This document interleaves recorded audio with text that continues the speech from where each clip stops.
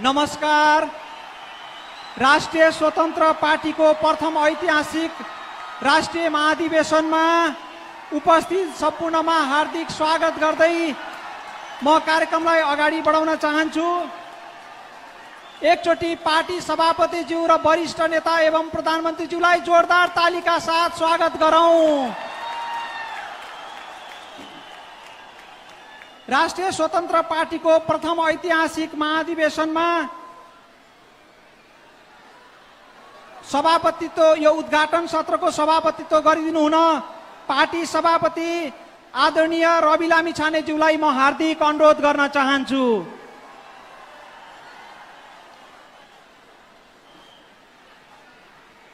त्यसैगरी पार्टीका वरिष्ठ नेता एवं सम्माननीय प्रधानमन्त्री श्री बालेन्द्र शाहज्यूलाई आसन ग्रहणको लागि अनुरोध गर्न चाहन्छु। राष्ट्रिय स्वतन्त्र पार्टी एउटा लोकतान्त्रिक पार्टी भएकोले हामीले हाम्रो प्रथम ऐतिहासिक महाधिवेशनमा हामीले विभिन्न दलका